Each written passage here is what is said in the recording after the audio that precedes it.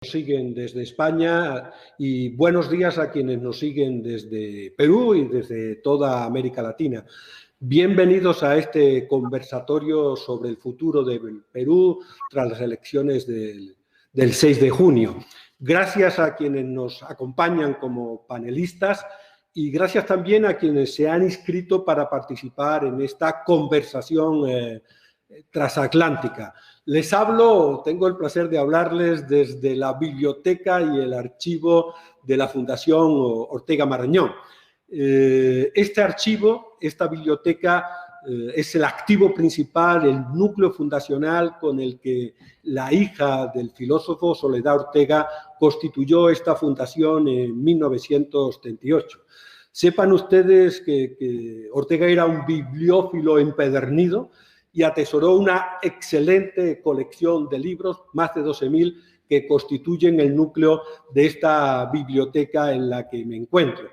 Pero él también atesoró algo muy importante, una documentación escrita y fotográfica, un legado personal, una colección personal que se conserva en este archivo.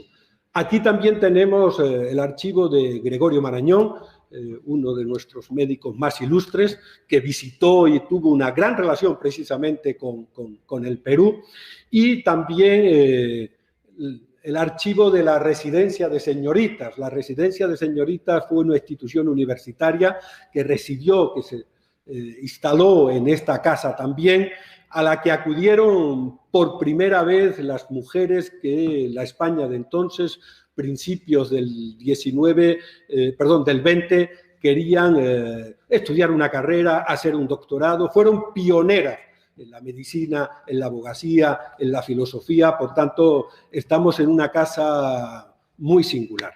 Esta es una casa académica, una casa cívica, una casa cultural que está al servicio de la ciudadanía americana, una casa al servicio de quienes piensan y trabajan en español.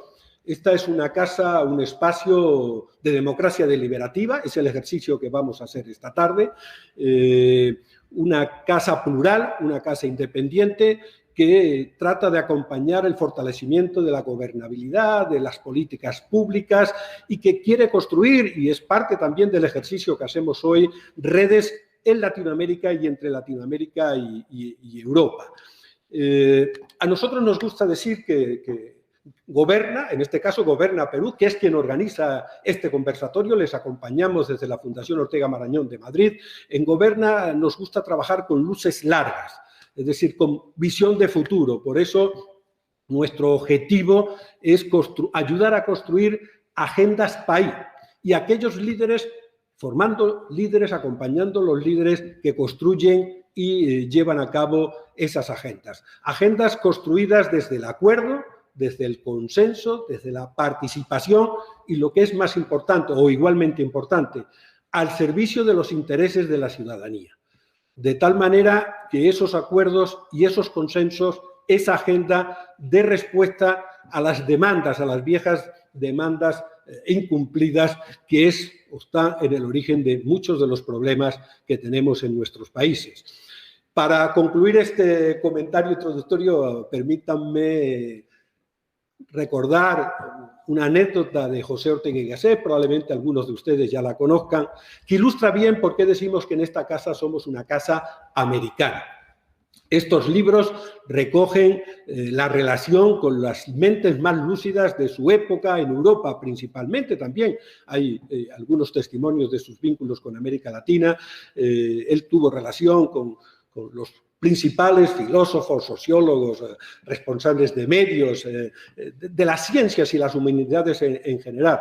Y por tanto, cabría pensar que fue un hombre que pensó siempre en el espacio europeo, en la lógica europea. No es así. Cuando ya cerca del final de sus días el maestro Alfonso Reyes, el mexicano Alfonso Reyes, le preguntó a José Ortega y Gasset: ¿y usted, maestro, cómo le gustaría ser recordado? El maestro Ortega y Gasset dijo algo que le sorprendió a Reyes y nos sigue sorprendiendo, y es: quisiera ser recordado como Ortega el americano. Esa es la razón de nuestra vocación americana, digamos, el compromiso con América. Bien, entremos en materia. Y también para entrar en materia quiero hacerlo acompañado de una de las frases que veo recordada con frecuencia en los medios de comunicación y en boca o en los escritos de los columnistas. Ortega y Gasset decía que toda realidad ignorada prepara su venganza. Y bueno, este es el esquema con el que a mí me gustaría articular, invitar a nuestros panelistas a que articularan sus intervenciones. La realidad y cómo hacer frente, evitar que sea ignorada. La realidad del Perú hoy, de un Perú que atraviesa, como todos los países, como muchos países, una situación difícil, una situación complicada desde el punto de vista institucional, de la pandemia, del sufrimiento que tanto desde el punto de vista sanitario como económico tiene la población. Para en una segunda ronda, dedicaremos a esta primera unos 5 minutos, para en una segunda ronda tratar de hacer frente a esa realidad, cuáles son los escenarios, cuáles son las respuestas de gobernabilidad, de políticas públicas, para evitar que esa realidad efectivamente no sea atendida y provoque una venganza en términos de conflicto, de ingobernabilidad o de caos. Así es que este es el esquema con el que nos gustaría que transcurriera este conversatorio. Y ahora le doy la palabra a nuestra primera panelista, a Esther del Campo. Esther es catedrática de Ciencia Política y de la Administración. Hoy es la decana de la Facultad de Ciencias Políticas y Sociología de la Universidad Complutense. Es patrona de esta casa, de este instituto universitario. Ahora como decana no la vemos tanto por aquí, pero yo recuerdo que a Esther se le veía con frecuencia entre profesores, entre alumnos. Ella dirigió varias maestrías, doctorados, y es una mujer que por conocimiento y compromiso está muy presente en América Latina, habiendo impartido clases en distintas universidades. Gracias, Esther, porque Esther esta vez se había comprometido a venir aquí y esta silla que tengo a mi lado estaba preparada para ella. Pero bueno, veámoslo así, Esther, la afortunada, como tantos otros, tanto aquí como allá, que ya está vacunada, la vacunaron ayer y prefería, por un sentido de responsabilidad, para no dejar de estar presente, que pudiéramos asegurarnos su presencia estando en esta conexión. Esther, gracias por tu presencia. Te imagino, te veo muy bien y, por tanto, espero que esa vacuna te haya inmunizado ya para el resto. Muchas gracias, Antonio. Lo único malo es que nos vacunan por grupos de edad, con lo cual lo que aventura esto es que yo soy bastante mayor y me ha tocado la vacuna, ¿no? Pero bueno, muchísimas gracias. Para no perder tiempo, porque nos has dado solamente 5 minutos y no quiero dejar de hacerlo, pues quiero agradecer a Goberna Perú, a José Alfredo Pérez Duarte por organizar este coloquio, este conversatorio, y a ti, Antonio, por contar conmigo para poder participar. La verdad es que, a ver por dónde comenzar. Quería comenzar un poco por el contexto. Creo que el contexto es especialmente complicado en todos nuestros países y también en el caso peruano, porque efectivamente la situación sanitaria que nos provocó el COVID y pues de alguna manera ha afectado a todo el conjunto del sistema. Podríamos estar hablando de una crisis sistémica. Y aunque el gobierno peruano fue aprobando algunas medidas de carácter más o menos, diríamos, coyuntural, que implicaban desgravaciones fiscales o préstamos baratos que intentaban mitigar sobre todo el impacto del confinamiento, pues realmente la situación económica se complicó bastante. La previsión y las cifras del Instituto Nacional de Estadística e Informática de Perú dicen que la economía peruana cayó un 11.12 en el 2020, que es el mayor retroceso en 30 años.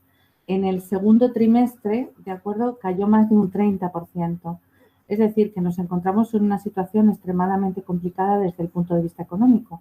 Lógicamente, esto ha tenido consecuencias también complicadas en el ámbito social. Por ejemplo, se perdió muchísimo empleo en comercios y en servicios, especialmente porque en aquellos casos se contaba con muy poca automatización y, por lo tanto, la capacidad que tuvieron estos sectores para moverse al teletrabajo pues fue bastante reducida.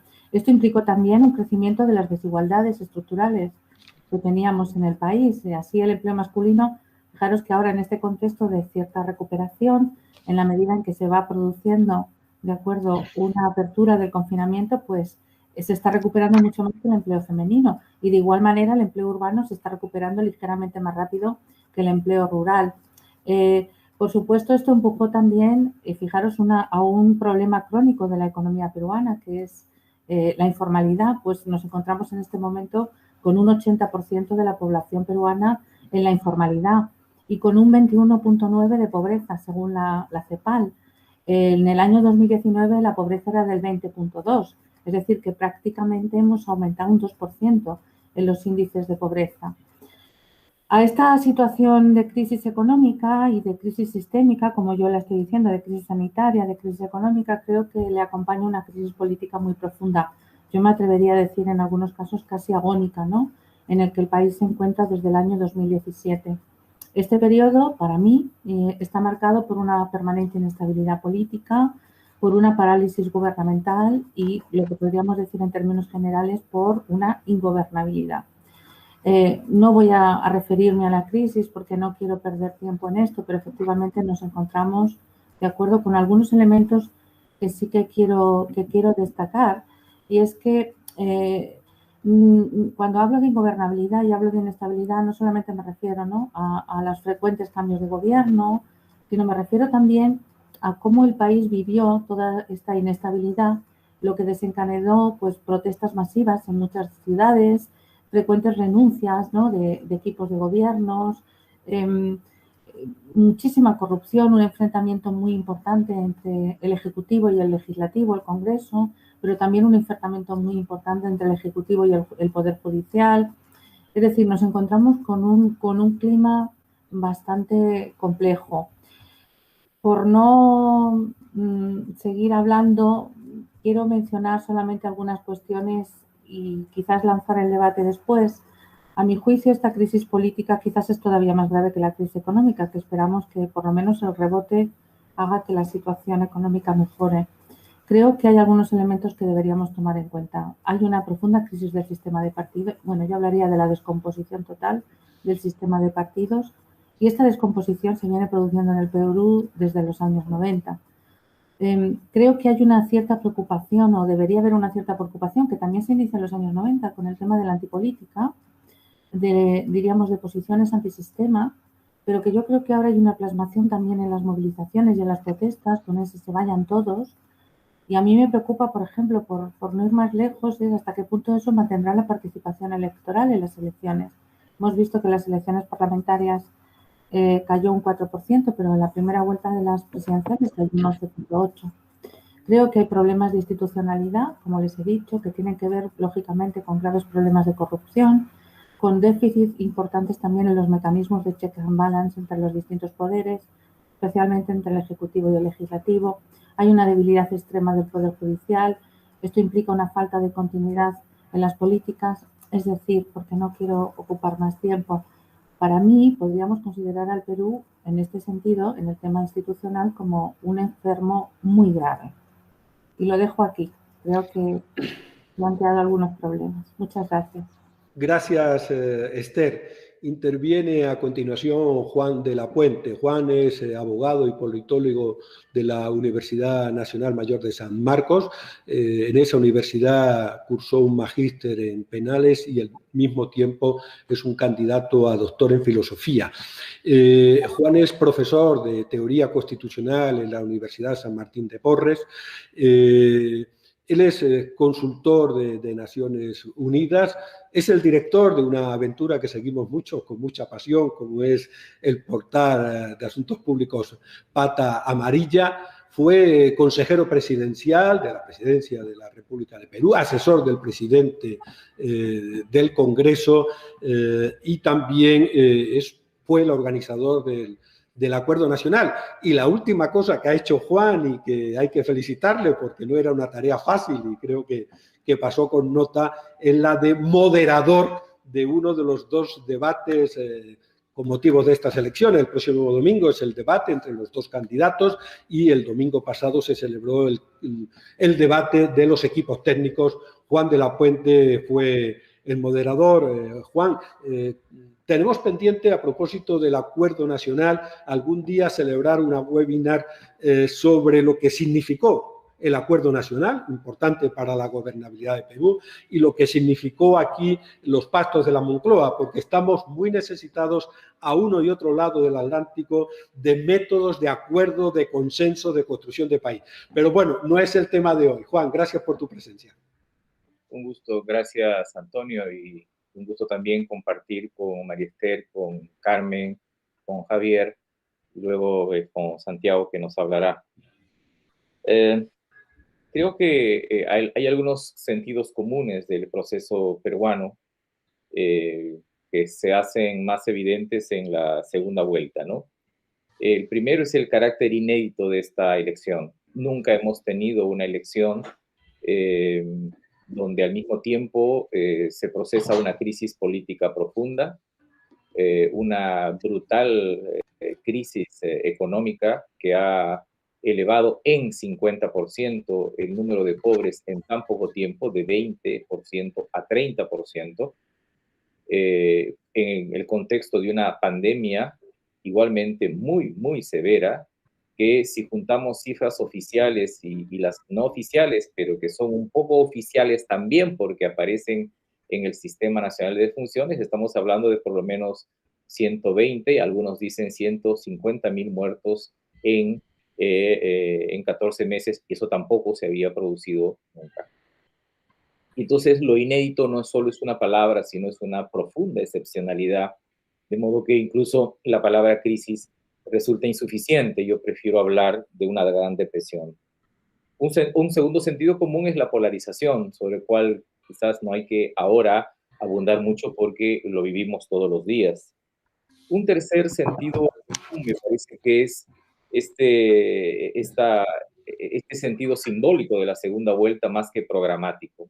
Es decir, y es cierto, todas las segunda vueltas son más simbólicas que programáticas, pero creo que en nuestro caso ahora hay mayor distancia entre lo emocional y simbólico que lo programático, y quizás mirando al entorno de América Latina habría que conversar un poco más sobre el papel de las segundas vueltas, sobre todo en los países andinos. Y el cuarto de estos sentidos comunes es que quizás la elección del 6 de junio no sean suficientes para encarar, resolver los problemas políticos y los problemas del régimen político que nos plantea este periodo, ¿no? De ahí quizás hay algunas otras conclusiones derivadas. Estos sentidos comunes, no obstante, me llevan a pensar que después de la elección del 6 de junio tendremos algunos problemas que encarar. El primero es el asunto de la subrepresentación. Sea quien gane la elección, es evidente que el Perú ha dado a luz no una representación, sino una subrepresentación. Juntos, los señores Castillo y Fujimori, en votos emitidos no suman más del 26% y en votos válidos 32%. Y esa no solo es una subrepresentación numérica, es también una subrepresentación política en la medida en que recogen adhesiones posteriores, es decir, en la segunda vuelta, que no hacen énfasis en las virtudes de los candidatos, sino en los riesgos de las candidaturas contrarias. Yo hablo entonces en una especie de falsa amplitud o una amplitud forzada en ambas candidaturas. De modo que esa transfiguración de las candidaturas nos van a llevar a dificultades en una mayor medida que en el pasado. La verdad es que los dos únicos gobiernos ciertos que hemos tenido han sido el de Belaúnde el 80 y Alan García el 85, donde gobernaron los partidos que ganaron la elección. Ya desde Fujimori en 1990, Toledo 2001, García 2006, Humala 2011 y Kuczynski 2016, la formación del primer gabinete, o sea, la forma como abrieron su gobierno, su opening government, fue con figuras distintas con las que estuvieron en la campaña electoral. Y mi impresión es que gane quien gane, eso pasará con el siguiente gobierno, lo cual implicaría también, tengo la impresión, una migración programática, y quizás deberíamos estar a la espera en todos los casos de un nuevo programa de gobierno a ser planteado en días previos al 28 de julio. Y lo final que me preocupa es una especie de polarización estructural a la que estamos entrando. Y esta polarización habría que desmontarla. será muy difícil, pero creo que es un desafío. Y es una polarización distinta a la del 2016, donde se enfrentaron solamente dos poderes, el ejecutivo y el legislativo. Ahora tenemos nuevas variantes de esta polarización estructural, una ciudad capital, Lima, que está cercada por el voto de las regiones, una enorme brecha. Lima es una ciudad asediada. Yo digo figurativamente que hay bolsones, zonas liberadas electoralmente en el Perú. No existe consenso sobre el cambio mínimo. Las encuestas dicen que el Perú quiere un cambio, pero no quiere un cambio radical y tampoco quiere un inmovilismo, de modo que la obligación del pacto es fijar los límites de un cambio moderado, y no hay consenso ni siquiera sobre lo mínimo. Y claro, lo bueno de esto es que tengo la impresión que en el contexto de esa polarización estructural sufrirá la economía, aun cuando hay, creo, condiciones para volver a incidir en la lógica de las cuerdas separadas, que fue el parámetro de la relación entre la economía y política en la primera década de este siglo, entre el año 2001 y 2010. Entonces, esta idea de la subrepresentación y la polarización estructural, yo creo que son las dos constantes que nos esperan luego del 28 de julio, y que bueno, más adelante abundaremos un poco más sobre esto. Ahí lo dejamos por ahora. Gracias, Juan. Hace ahora uso de la palabra Javier Bedoya. Javier es un abogado y político peruano con maestría en Derecho en la Universidad de Duke de Carolina del Norte. En el ejercicio de la política fue teniente de alcalde del distrito de San Isidro, y como abogado ha ejercido, entre otras tareas, como responsable del sector público en el Banco Interamericano de Desarrollo, tanto en la oficina de Washington como de Lima. Javier, gracias por tu presencia y tuya es la palabra. Muchas gracias, don Antonio, muchas gracias por la invitación. Saludos a todos los panelistas. Yo quiero un poco remontarnos un poco a lo que ha sucedido en el país en los últimos 5 años, que creo que es lo que produce el estallido social de inconformidad de parte de los peruanos, ¿no? Que es esta guerra insana entre el Ejecutivo y el Legislativo, que termina con la vacancia del presidente Kuczynski y luego finalmente con la asunción del mando del presidente Vizcarra, ¿no? Y como consecuencia de su asunción y mantener algún tipo de popularidad, el constante choque con el legislativo de ese entonces, que en su mayoría estaba conformado por el fujimorismo, ¿no? Que lleva finalmente al cierre del Congreso el 30 de septiembre del año 2019. A esto se le suman unas elecciones congresales de 2020 nuevamente, porque se interrumpió un mandato congresal.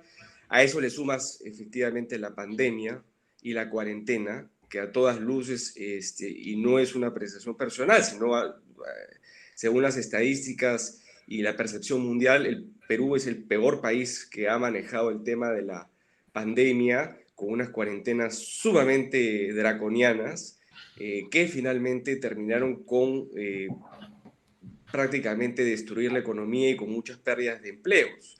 Como bien dijo Juan en su momento, de haber reducido la pobreza de 54%, 55% al 22%, hemos retrocedido prácticamente 12 años con estas cuarentenas, y hoy día estamos en un 30% de pobreza en el Perú.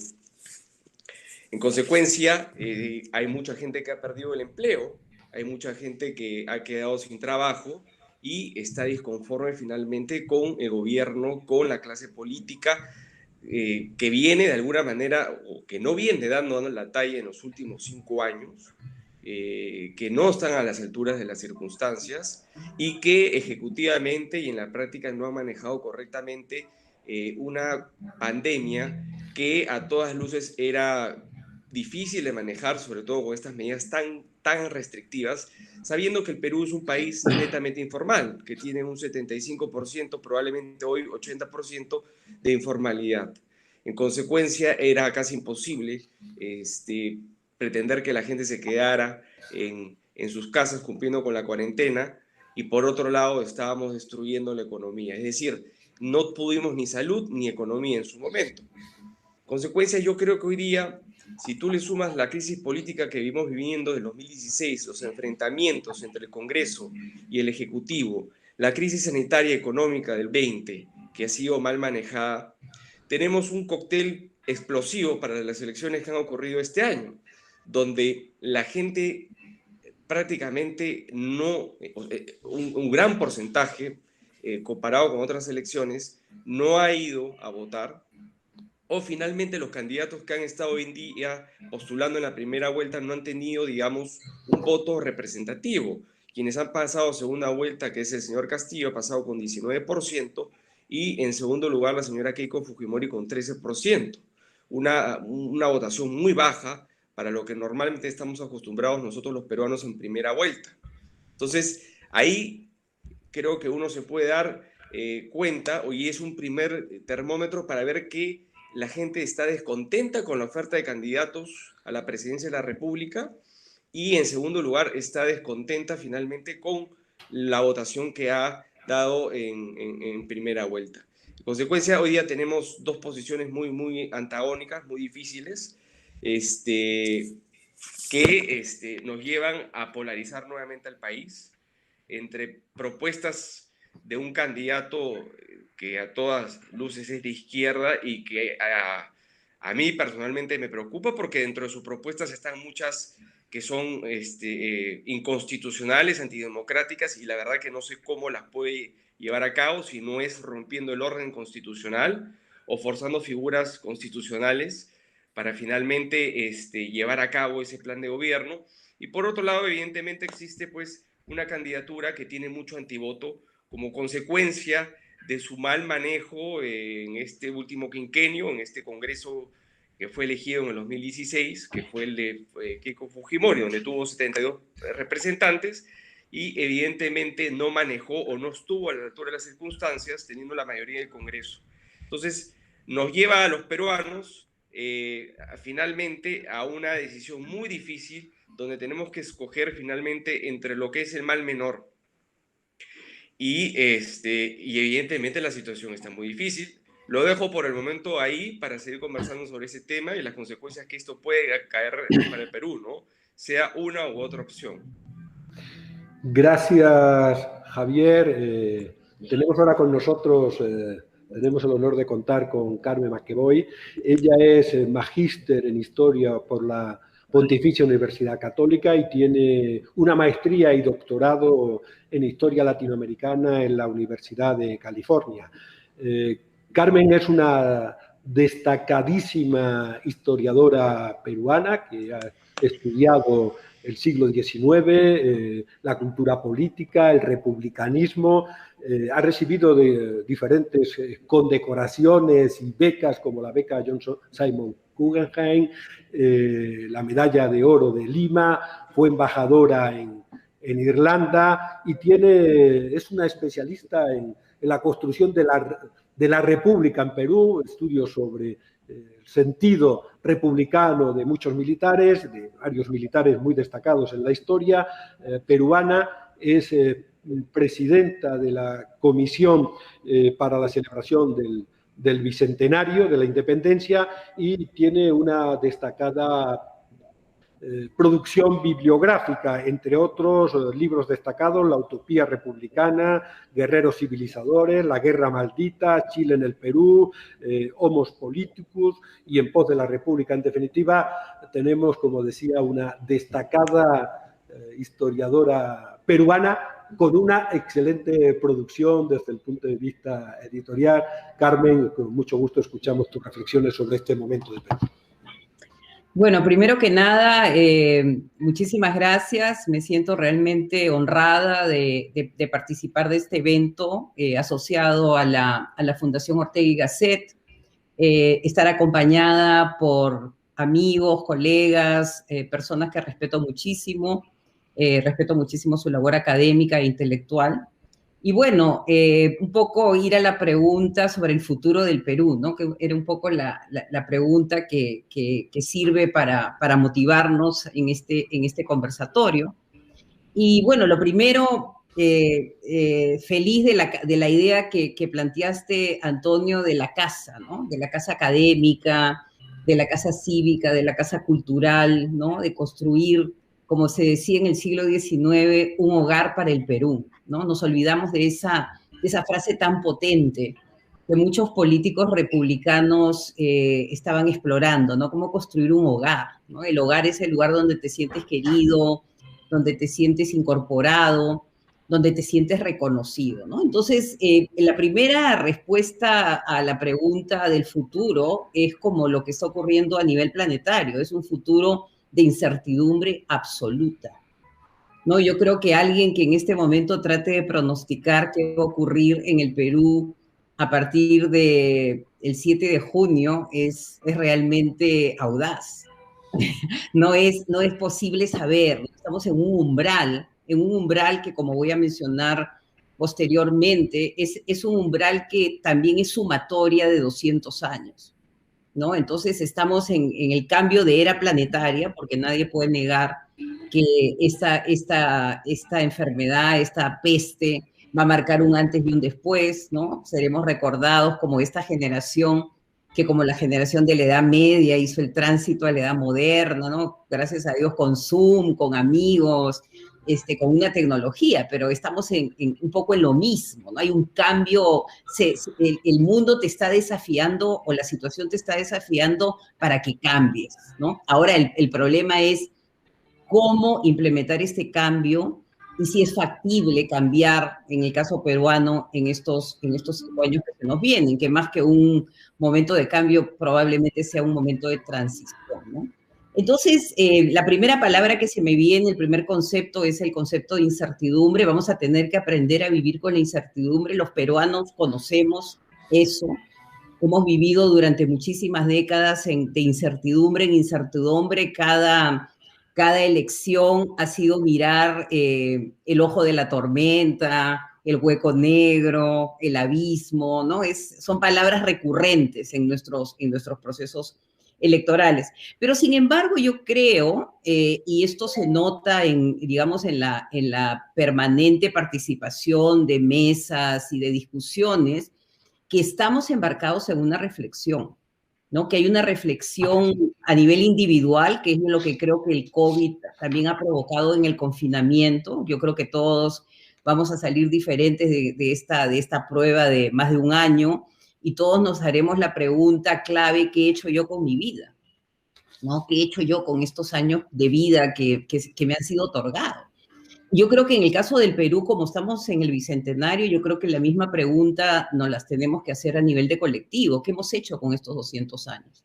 O sea, son estos 200 años totalmente negativos, que tenemos que tirar por la ventana, que la República tiene que ser refundada, ¿no? En este lenguaje tremendista que nos encanta a los peruanos, ¿no? Un poco, como digo yo, la política del casino, es todo o nada. Yo creo que hay que recuperar, ¿no? Y en ese sentido, como historiadora, hay que recuperar una serie de conceptos, hay que recuperar estos ideales con los que nace la República, de provincianos bien intencionados, ¿no? Que venían de diferentes partes del Perú. Esta no era una república fundada por limeños ni aristócratas. O sea, la aristocracia fue arrasada por las políticas de Bernardo Monteagudo, que deportó a 10.000 españoles. Acá se quedó, como dice muy bien Basadre, una mesocracia ilustrada. Y esa mesocracia ilustrada es la que funda la república, y justamente por la incapacidad de tener un hinterland económico, ¿no? Estos republicanos no representan grupos de interés, y van a ser fácilmente separados, digamos, dejados de lado por los caudillos, ¿no? Que son los que al final son los que administran la república, ¿no? Entonces, yo creo que esos años que Basadre llama del primer ciclo doctrinario, hay que recuperarse.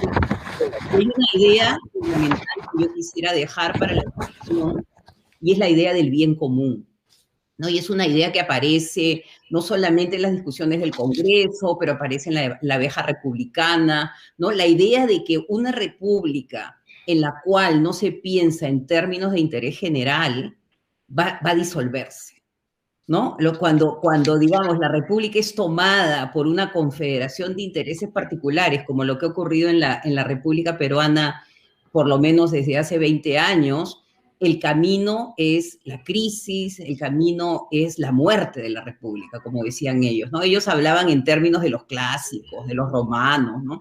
Entonces, primer planteamiento, irse a estas ideas que son clásicas, obviamente con todas las limitaciones del caso. Es una república que nace con esclavos, que solamente tiene la libertad de vientre, que tiene servidumbre indígena, pero que tiene un lenguaje, que es un lenguaje de la libertad, de la igualdad, de la justicia, que es un lenguaje de una revolución cultural, ¿no? Hay esta frase que a mí me parece fantástica de Sánchez Carrión: en una monarquía seríamos excelentes vasallos, pero nunca ciudadanos.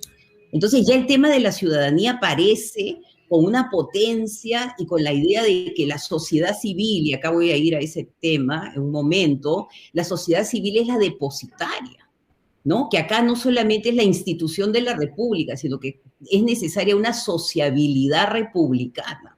Y en esa sociedad republicana es necesario cumplir un deber con la República. Nosotros hablamos mucho en términos de derechos, pero muy pronto nos olvidamos qué cosa le debemos al Perú y qué debemos hacer para servir al Perú, ¿no? Entonces, una reflexión de regreso a estos orígenes para redefinir términos, para reinventarlos, para resignificarlos, ¿no? Y hay una serie de términos: virtud, mérito, ¿no? En términos republicanos que se están poniendo en la esfera pública, e incluso la presencia de Thomas Paine, ¿no? Que Thomas Paine es este panfletero británico que es justamente el que va a inspirar la Revolución norteamericana y que es, pues, antiesclavista, ¿no? Tiene una visión muy revolucionaria, ¿no? Entonces, como historiadora, yo diría un poco, para poder avanzar hay que tomar en consideración nuestros logros, ¿no?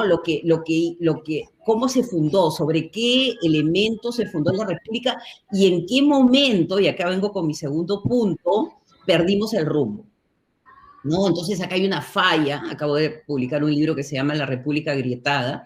Acá hay una falla, digamos, estructural, tectónica, ¿no? De placas que se van abriendo, y por eso, pues, estos abismos a los que se han referido muchísimos intelectuales peruanos, ¿no?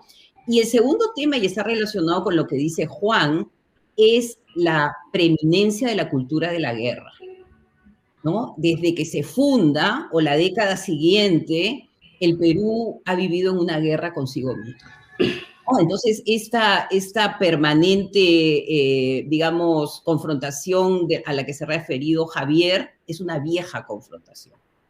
Es la vieja confrontación entre el Ejecutivo y el Legislativo, que surge desde el momento en que se origina la República, y el pánico que se centralice el poder en el Ejecutivo hace que nuestro Congreso sea formado por un triunvirato, por una junta gubernativa de 3, ¿no? Lo que imposibilita la guerra, lo que imposibilita ganar la guerra, porque no se pueden tomar las decisiones y tienes que estar poniendo de acuerdo entre 3 personas. Entonces, el miedo de la centralización del poder, que venía, es un miedo entendible, ¿no? Porque habías tenido a Abascal, o sea, habías tenido, pues, personajes que habían sido autoritarios. Entonces, desmantelar el Ejecutivo y no dejarlo ejecutar, ¿no? Entonces, esa tensión entre Ejecutivo y Legislativo, los permanentes golpes que se van a dar los dos poderes del Estado, han marcado la historia del Perú.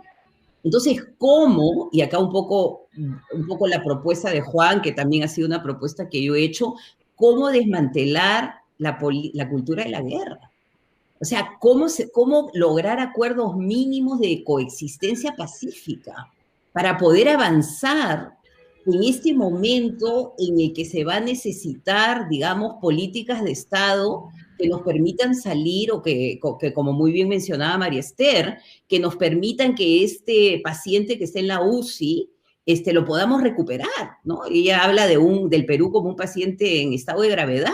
Ese creo que es el diagnóstico. Entonces, ante esa situación se va a demandar un cambio de paradigma. Y es una construcción de una coexistencia a través de un pacto mínimo, ¿no? Y estos pactos mínimos no necesariamente tienen que partir de una ideología, pacto mínimo en cuanto a reactivación económica, pacto mínimo en cuanto a conectividad en las escuelas, pacto mínimo en cuanto a trabajo productivo, o sea, en asuntos que no merezca una gran discusión teórica o ideológica, el quehacer, ¿no? Lo que Maturana, que hace poco lo rescaté en un artículo que acaba de fallecer, llama la fenomenología de la experiencia, ¿no? Lo que Manuel Pardo llamaba la república práctica. O sea, cómo construir una república práctica que le pueda dar bienestar a todos sus ciudadanos y que logre escapar de este hechizo de la guerra, ¿no? Porque en la guerra todos pierden. Y como bien sabemos, hasta la candidata presidencial estuvo presa y ella fue la que prácticamente comenzó esta guerra, ¿no? Al no aceptar que había perdido, ¿no? Entonces, es una vieja historia que todavía no terminamos de resolver, ¿no? Y entonces, no sé cuánto tiempo me falta, Antonio. En la primera ronda vaya justita. Ya voy justita. Entonces, el tercer punto que me gustaría dejarlo para desarrollarlo más adelante. Perfecto. Es el empoderamiento de la sociedad civil. O sea, yo creo, como muy bien menciona Juan, que acá la representación, como él muy bien dice, hay una subrepresentación. Entonces, ¿qué pasa con los que estamos afuera y no sentimos que somos representados? Bueno, tendremos que organizarnos. Tendremos que comenzar a crear grupos de trabajo, tendremos que ser más participativos. ¿Y por qué? Y acá termino. El peruano usualmente se vuelve, digamos, se enfervoriza cada 5 años, cuando ocurre el proceso electoral, y después se desaparece, ¿no? Después no le hace un seguimiento a su candidato, o no le hace un seguimiento a la oposición, y después repara de que su candidato robó, está preso y todo lo demás. Entonces, esta reconstrucción va a demandar de una presencia activa de los ciudadanos peruanos en los puestos que ellos consideren importantes, desde la academia, en la escuela, o sea, diferentes plataformas ciudadanas que van a permitir que este gobierno llegue finalmente a buen puerto. Y acá los dejo con estas ideas. Gracias, Carmen. Continuamos ahora en la segunda ronda. Vamos a dar paso a una entrevista que nos ha concedido Santiago Roncagliolo. Santiago es un destacado escritor, sociólogo y periodista peruano. Conoce muy bien la realidad de su país, como ha reflejado en sus varias novelas a lo largo de los últimos años, novelas que han recibido importantes premios a uno y otro lado del Atlántico. Santiago tenía mucho interés en estar esta tarde aquí en directo con nuestros panelistas, con Esther, con Javier, con Juan y con Carmen. Pero está justo en el lanzamiento de su última novela y en la agenda manda la editorial, y justo hoy, a estas horas, esta tarde, tenía varios compromisos. Pero él ha querido hacerse presente en este debate. Es un hombre también muy vinculado a esta casa, a ese hogar al que se refería, que hay que construir entre todos, al que se refería Carmen, y ha querido darnos su opinión sobre el convulso momento que vive el Perú y también en lo que él llama la crisis de los liderazgos políticos. Pero bueno, ustedes van a ver y escuchar a Santiago y por tanto podrán formarse una opinión más fidedigna de lo que él nos ha querido transmitir.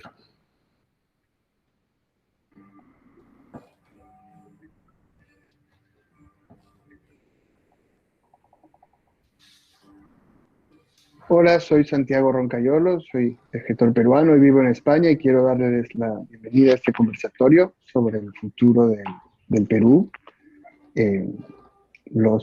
Quiero dar un abrazo a todos los panelistas. Me habría encantado estar con ustedes, no he podido por razones de agenda, pero es un gran momento para hablar, para conversar, para escucharnos, porque nadie se está escuchando mucho allá, así que eventos como este creo que son Estamos en disposición de ofrecer ese vídeo. Les agradezco haberme invitado, aunque Jonathan, sea a la distancia, a participar en él. Podemos continuar la ronda y... Malo e incierto en ese pasamos dentro de unos creo momentos.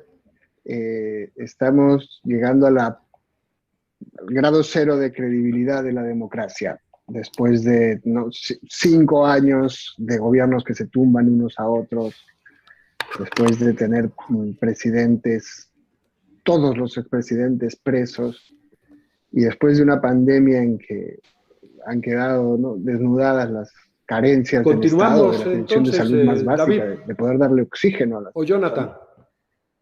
Hay muy poca No sé si hay credibilidad algún problema en el para pasar sistema ese vídeo. democrático tal como ha funcionado, después de 30 años de consenso ustedes lo están económico. viendo, perdón. Y se enfrenta el sí a todo contra el no a todo en las elecciones. Entonces es una elección muy polarizada, curiosamente muy similar a la que hubo hace 30 años entre Fujimori y Vargas Llosa, pero ahora con el apellido Fujimori del otro lado, ahora es el sistema contra el recién llegado, y el sistema es Keiko Fujimori. Pero ni siquiera es una situación que se resuelva con esta polarización, porque luego habrá que gobernar y hay un parlamento muy dividido, muy atomizado, cuyos miembros no conocemos, porque todos había que renovar la Cámara por ley, así que son todos nuevos, con una atomización de partidos muy complicada y en la que no sabemos qué intereses tienen, ¿no? Entonces, si no empieza a haber acuerdos entre todos estos grupos del Parlamento, realmente el mayor riesgo no es que venga el comunismo o se mantenga el sistema tal cual, sino el desgobierno, la incapacidad de construir acuerdos para gobernar en mediano y largo plazo.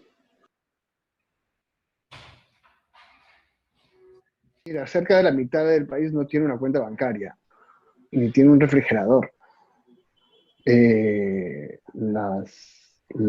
Estado no ha podido brindar oxígeno. Eso es una metáfora muy potente a muchísima gente. Y el sistema privado tampoco tenía capacidad de asimilar tanta gente como tenía demanda. De manera que si no tenías dinero, te morías, pero si sí tenías dinero, también te morías. Ni el Estado ni los privados tienen capacidad en este momento de atender una demanda tan urgente, tan intensa y tan repentina como la pandemia.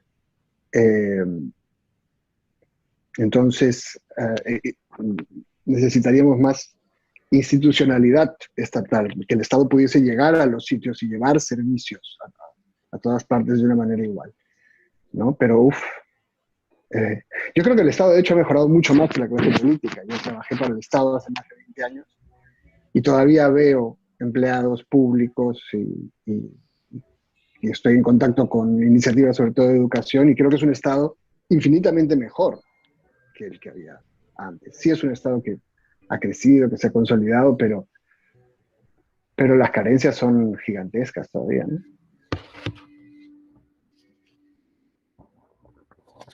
Sobrevivir ya sería un plan, que haya una estabilidad de gobierno a medio plazo, ya sería un gran logro. Para mí la prioridad es lograr algún tipo de plan entre todos estos grupos del Congreso y que haya presión de la sociedad civil para que haya un plan dentro de la política. Este debate electoral no ha tenido... acaba de haber un debate de propuestas de equipos, pero no ha tenido realmente debate de situaciones de fondo, de cuestiones de fondo, de políticas. Ha sido muy visceral y esas políticas es necesario plantearlas y tenerlas para durar, para que tenga sentido que estés ahí, ¿no? Y el principal reto es el de la capacidad de ponerse de acuerdo para hacer políticas públicas o del interés que tengan por llegar a esos acuerdos. ¿Y ves posible esos consensos a futuro, o digamos en un presente inmediato, mejor dicho? Siempre es posible ponerse de acuerdo. Yo creo que la clase política ha demostrado, o sea, no ha sido consciente en todos sus enfrentamientos de los últimos años de que esa inestabilidad los condena a todos. Cada uno ha estado peleando contra el otro, pero lo que está ocurriendo ahora es que ya el ciudadano no le cree a nadie, o muchos ciudadanos no le creen a ninguno, creen que todos, porque además es muy potente el símbolo de que todos los presidentes de todas las tendencias políticas han acabado acusados de corrupción, ¿no? Entonces, requeriría cierta mirada de Estado y de largo plazo ponerse de acuerdo, incluso si quieren seguir siendo políticos.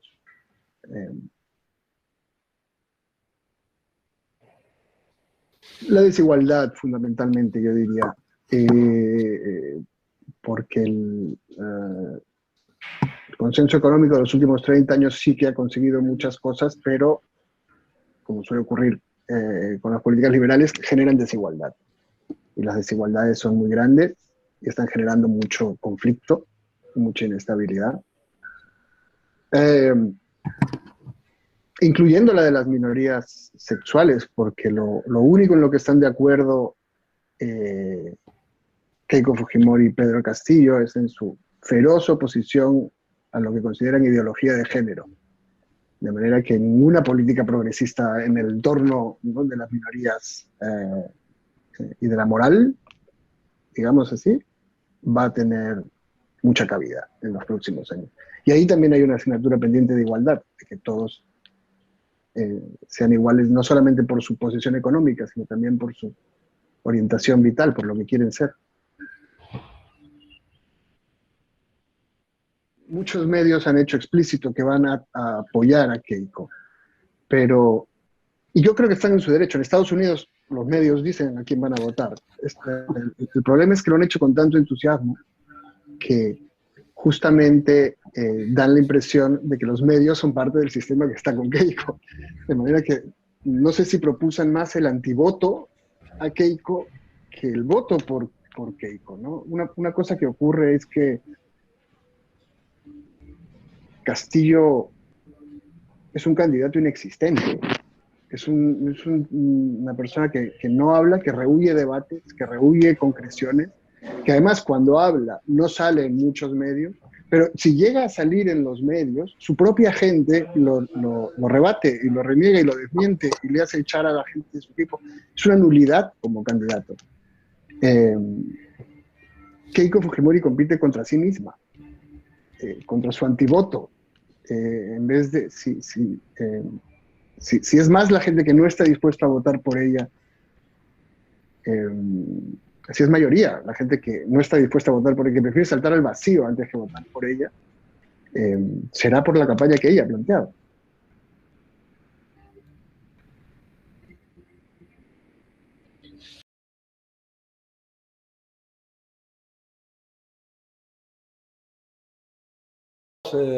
Este debate que organiza Goberna Perú y la Fundación Ortega Marañón.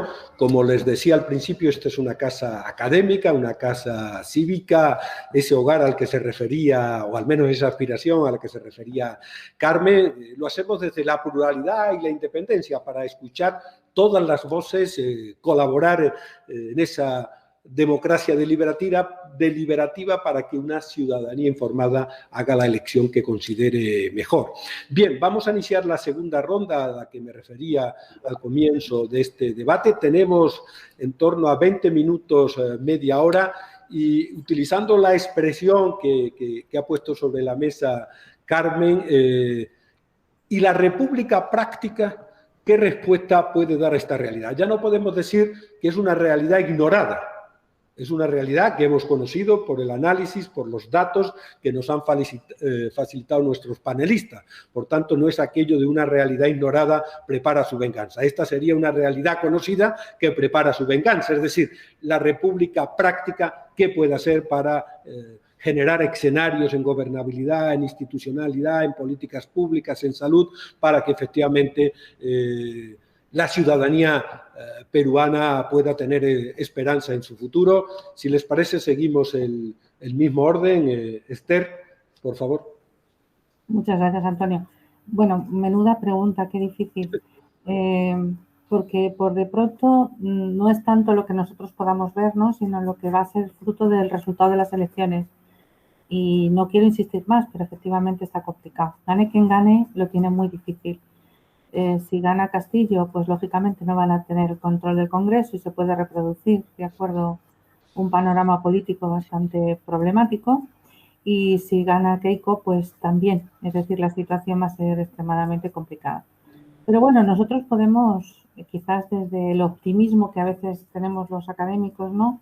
Podemos de alguna forma lanzar algunas cuestiones. ¿Qué hay que hacer? Clarísimamente creo que gane quien gane tiene que llevar a cabo un programa de reactivación económica. Una reactivación económica de acuerdo con muchísimas medidas para intentar afrontar la desigualdad creciente que se ha intensificado durante la pandemia. Hay que intentar reducir también las desigualdades territoriales, las desigualdades sociales. Entonces, la desigualdad de género, es decir, yo creo que esa es una cuestión, intentar mejorar, o sea, intentar tomar medidas económicas que favorezcan, de acuerdo, la igualdad, por ejemplo, creo que es un elemento fundamental. Esto, lógicamente, no lo va a poder hacer solo el Estado, sino que va a tener que contar también con el sector privado, y creo que ahí se deriva la posibilidad de que surjan acuerdos y partenariados público-privados que van a ser muy importantes, ¿no?, para afrontar esta situación.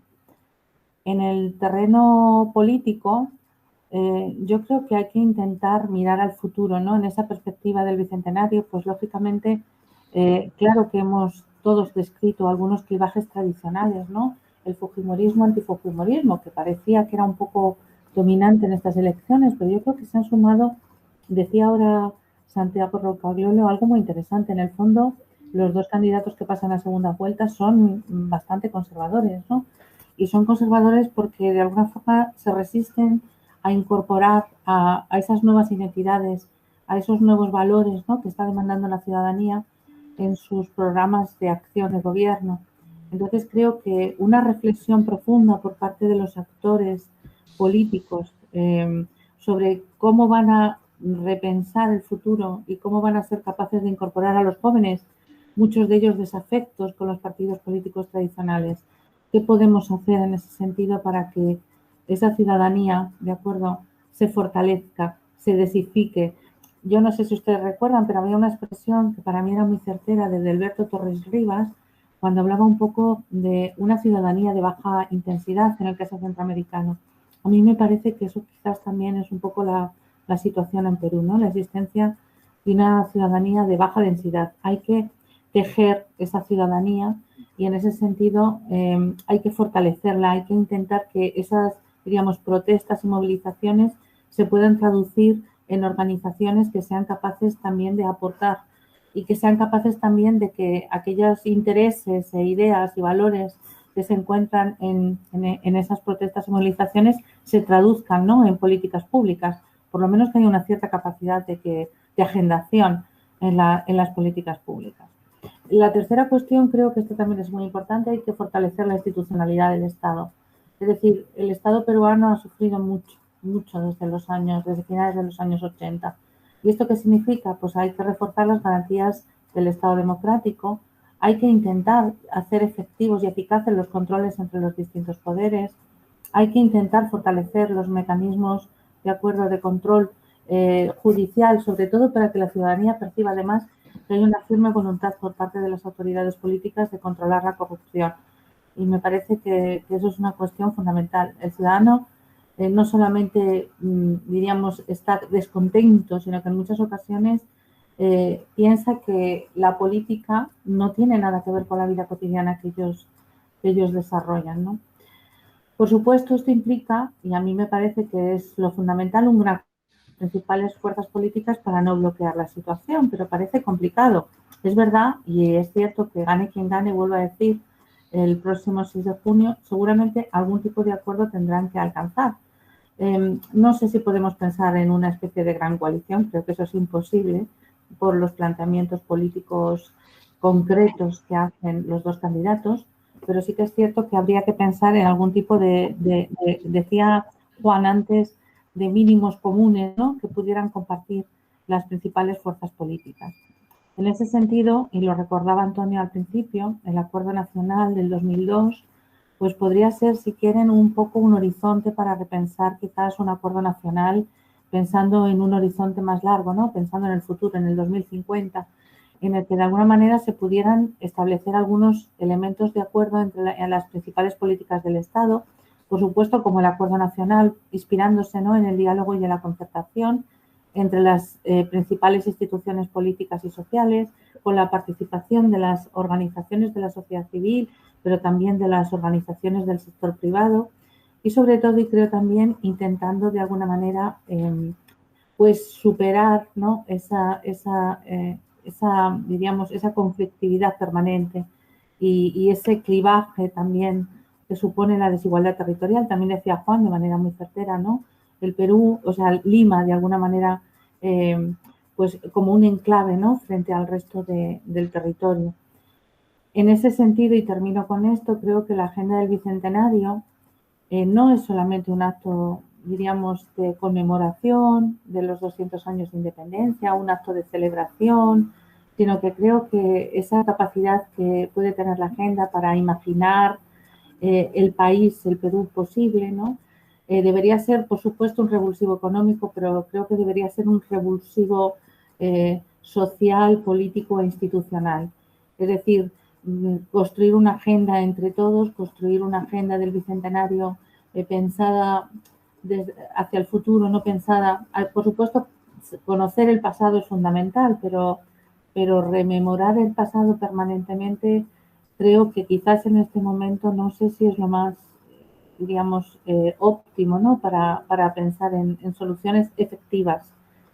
Por supuesto, esto plantea muchos problemas porque todas las sociedades se ven confrontadas con su pasado permanentemente y esta es una cuestión que los principales fuerzas políticas tienen también que dirimir si están de alguna forma dispuestos a alcanzar esos mínimos.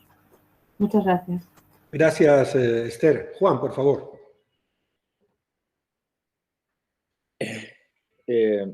Sí creo que este es un momento muy, muy crucial porque a diferencia de otras elecciones, especialmente las que hemos tenido desde el 2001 para adelante, aquí hay un problema básico, central de las ideas, ¿no?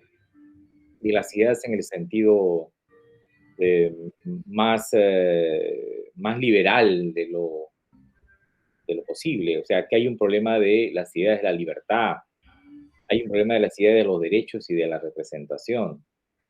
Y como decía ya hace muchas décadas el maestro Augusto Salazar Bondi, en la cuestión de las ideas, no hemos sido, por lo menos la élite peruana, suficientemente comprometida con salidas inmediatas, prácticas y sobre todo buscando recursos, ¿no?, propios, nuestros, ¿no? El problema de la aclimatación es la crítica constante que se le han hecho a los programas políticos, a los programas ideológicos, a las alternativas ideológicas en el Perú, ¿no?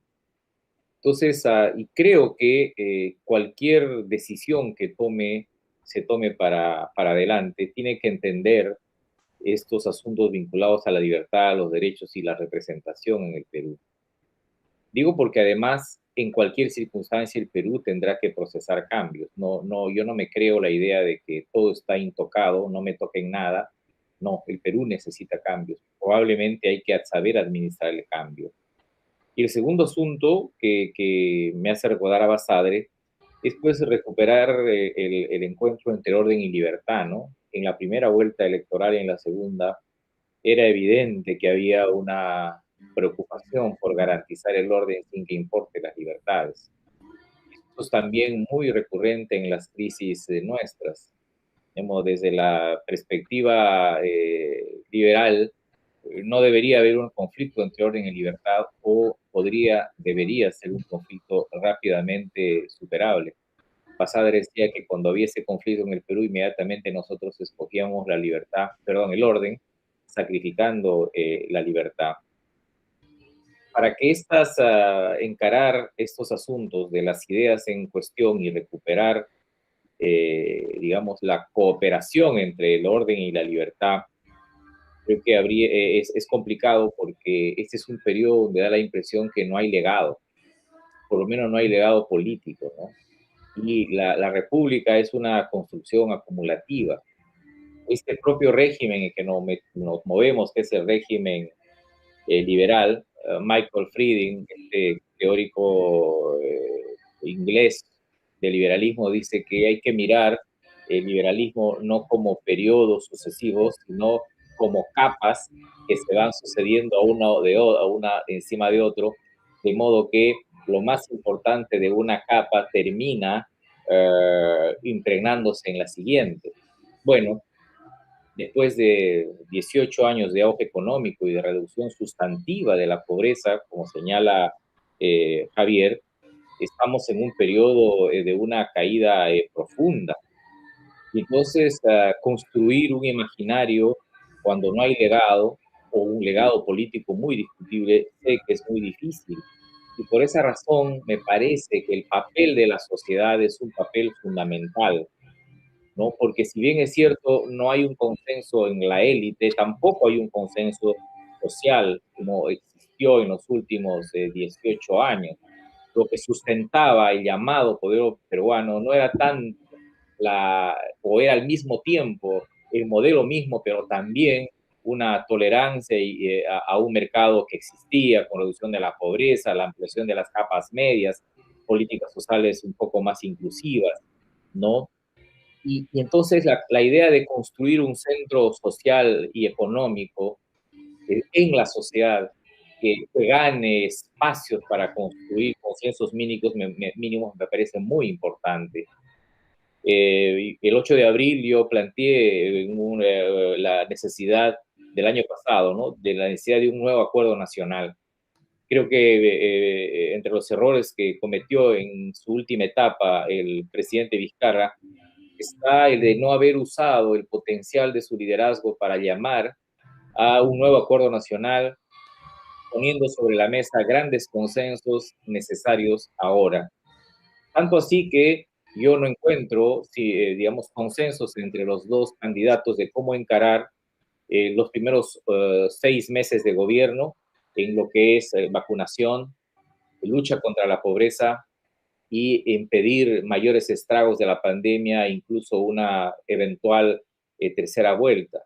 Y entonces, como en otras circunstancias del Perú, yo creo que lo que se haga desde la sociedad y con la sociedad me parece a mí muy, muy importante. Este centro económico, social o social y económico que incluya, domine, modere, ¿no? Regule, ¿no? E impida los extremos me parece a mí muy importante. Claro, la base de esto es saber cuánto, cómo y debe cambiar el Perú. Lo que quiero decir es de que después del 28 de julio, los dos únicos actores de este país no pueden ser el Congreso y el gobierno. Hay un país más grande y hay un país que necesita deliberar y que necesita acordar. Eso. Gracias, Juan. Javier, por favor. Muchas gracias, Antonio.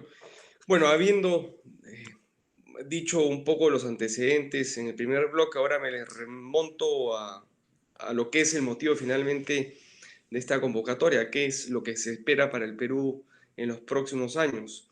Y la verdad, como bien dijo Carmen, el pronóstico es incierto, ¿no? Y yo vengo escuchando las intervenciones con mucho detenimiento y escucho mucho de consensos y entendimientos en determinadas fuerzas políticas. Y la verdad que yo un poco me sorprendo porque creo que ese es el camino que efectivamente debería ocurrir. Pero por otro lado, la realidad me dice que eso no va a ser así. Por un lado tenemos un señor, Pedro Castillo, que quiere llevar a cabo de distintas reformas que van en contra del orden constitucional, es decir, que van en contra de lo que la Constitución actual manda. Es decir, estatizar empresas, prohibir importaciones, desactivar diversas instituciones del Estado, o sea, que el Estado tenga un rol empresario, pero para todo eso necesita cambiar la Constitución. Y él lo quiere hacer mediante una asamblea constituyente. Entonces, ya sea que lo quiera hacer a través del Congreso, porque en realidad no hay necesidad de convocar una asamblea constituyente, porque esa figura no existe tampoco en la Constitución. Tendría que presentar un proyecto de ley para que así ocurra. Podría hacer estas reformas constitucionales a través del Congreso de la República, que es el ente correspondiente a hacer estas reformas. Pero el señor Castillo no tiene los votos en el Congreso para hacer estas reformas, ni para cambiar un artículo de la Constitución. En consecuencia, él está yendo por la Asamblea Constituyente, que también implicaría presentar proyectos de ley y que el actual Congreso los apruebe. Entonces, no veo tampoco cómo este Congreso vaya a aprobar con los votos que tiene el señor Castillo una Asamblea Constituyente.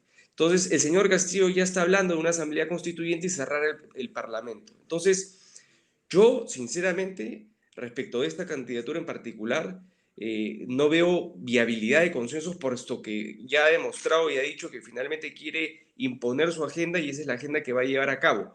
No sé cómo lo va a hacer dentro del marco constitucional porque no veo que sea viable. Y acá no estamos hablando de ricos y pobres, de derechas y izquierdas. Acá se trata de defender lo que son las democracias, las instituciones y las libertades individuales. Por otro lado, tenemos a la señora Keiko Fujimori, que evidentemente si gana, tiene que buscar esos consensos de los cuales estamos hablando nosotros, buscar entendimientos con las determinadas fuerzas políticas en el Congreso que le den viabilidad para aprobar las reformas que requiere el país y que está pidiendo el país a gritos. Y evidentemente también los consensos con la colectividad civil, para que la dejen gobernar. Pero hay que hacer evidentemente reformas, hay que hacer cambios, no tanto en la Constitución, sino yo creo que en las leyes de desarrollo, que son sumamente importantes. Hay un descontento hoy en día con el modelo económico, producto probablemente porque mucha gente asocia el modelo económico porque se ha quedado sin trabajo hoy en día, un producto de la pandemia, y porque es cierto que también hay un sector de la población, el Perú rural, que está desatendido y que finalmente está olvidado. Entonces, para nuevamente acercarnos, mejor dicho, a ese Perú olvidado, creo que hay que hacer reformas. Para mí una fundamental es el tema de la regionalización, que creo que ha sido un gran desacierto o ha sido un rotundo fracaso. No se pensó adecuadamente en su momento y hoy en día en los beneficios y el desarrollo y el dinero que genera el modelo económico tan cuestionado se queda como cuello de botella en los gobiernos regionales, pues no tienen la capacidad para ejecutar finalmente los presupuestos que les son asignados. Entonces, con la regionalización, desde mi punto de vista, lo que se ha descentralizado es corrupción y burocracia. Entonces, hay que brindarles a los gobiernos regionales esas facilidades para que puedan finalmente ejecutar esos presupuestos y finalmente ese bienestar llegue a sus regiones como corresponde. Porque hoy en día, curiosamente, las regiones más pobres y más insatisfechas son las regiones que finalmente tienen más dinero, por el tema del canon minero o por otras circunstancias. Entonces, efectivamente, Keiko Fujimori tiene que llegar a los consensos correspondientes dentro del Congreso y fuera del Congreso con la colectividad civil para llevar a cabo estas reformas que hoy en día el Perú quiere y necesita y que genere finalmente esa estabilidad que el país requiere. Pero hay que tener en cuenta que tanto uno como otro candidato tienen poca legitimidad. Y hay una atomización en el Congreso de la República, lamentablemente. Entonces, eso requiere, digamos, de mucho trabajo, de mucho esfuerzo y de mucha seriedad de la clase política. Porque acá no solamente es un compromiso con un voto en estas elecciones, sino el compromiso tiene que ser por los próximos 5 años y por el resto de nuestra vida democrática. Y pasa por el Acuerdo Nacional, pasa por distintos foros en los que nosotros nos comprometamos a poner políticas de Estado, digamos, sobre la mesa y que esas políticas de Estado sean cumplidas por todos los actores que finalmente creemos en la democracia, en las instituciones y en las libertades, de tal forma que no sean interrumpidas por alguien que se le ocurre finalmente que no es el camino. En consecuencia, yo avisoro un panorama incierto, desde mi punto de vista hasta aterrador, discúlpame Carmen que sea tan drástico, pero lo cierto es que para mí una opción que es la de Pedro Castillo no es viable democráticamente, según lo que nos ha venido explicando, y por otro lado creo que la otra candidatura, que es la de Keiko Fujimori, para que sea viable tiene que buscar los entendimientos correspondientes con las fuerzas políticas y con la colectividad civil. De lo contrario, el Perú va a vivir en una zozobra, en una inestabilidad política y económica, y sobre todo de salud, como consecuencia de la pandemia, en los próximos 5 años. Demanda básicamente la seriedad y la madurez de la clase política, de los partidos políticos, los pocos que existen hoy en día, y de las demás instituciones para finalmente llegar a que este país llegue a una estabilidad. Nos guste o no Keiko Fujimori, yo no soy partidario en ninguno de los dos candidatos, pero finalmente creo que en este caso en particular, y me voy a tomar la libertad de decirlo, creo que la opción menos peligrosa y más estable en este momento es la de la señora Keiko Fujimori. Pues la otra posibilidad, desde mi punto de vista, no es una opción democrática hasta el momento. Espero que me equivoque si es que finalmente gana el señor Castillo, que enrumbe y que cambie de posición respecto de algunas propuestas que viene diciendo en campaña. Muchas gracias. Muy bien, Javier, como podrán constatar quienes nos siguen, esta es una casa plural, independiente, académica, y estamos aquí efectivamente para analizar y expresar libremente nuestras opiniones. Carmen, por favor, para ir cerrando este conversatorio. Sí, un par de comentarios a lo que ha mencionado Javier. Yo creo que algo que se te ha escapado, Javier, es el escándalo que ha suscitado el lucro en los temas de sanidad, ¿no? Personas que han tenido que vender su casa, personas que han tenido que afrontar la necesidad, digamos, de curar a sus parientes con rifas, denuncias de clínicas que te cobraban un medicamento 260 soles, mientras en la farmacia afuera costaba 50 soles, ¿no? Entonces, yo creo que acá hay un tema de lucro, acá hay un tema de ambición desbordada. Yo creo que eso también hay que ponerlo sobre la mesa. O sea, que hay que poner sobre la mesa de que ha habido una necesidad de ganancia, un individualismo, un capitalismo salvaje, ¿no? El cronicapitalismo, el capitalismo de los amigos, ¿no? El Club de la Construcción, los carteles para decir estos entran, estos no entran. Eso es una realidad. Perdón, Carmen, que te interrumpa, una pequeña interrupción. Efectivamente, y quiero ir sobre la marcha de eso, efectivamente ha habido un mercantilismo salvaje en este país. Absoluto. Creo que no es culpa del modelo económico, sino finalmente de los actores que han utilizado a su favor indebidamente este modelo económico. Bueno, totalmente pero digamos, es un fact, es un hecho, ¿no? Y no vamos a entrar en discusiones porque, bueno, se me va a acabar mi tiempo.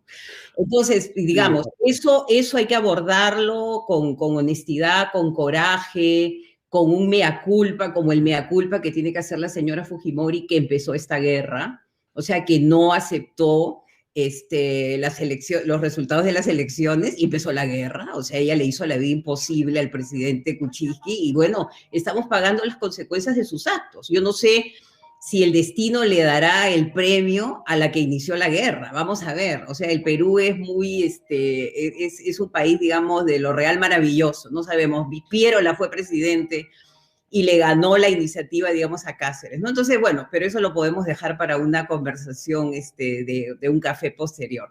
Lo que quisiera un poco mencionar es dos temas que se han mencionado acá, que es el tema de la agenda mínima, ¿no? La agenda mínima que debemos abordar como país.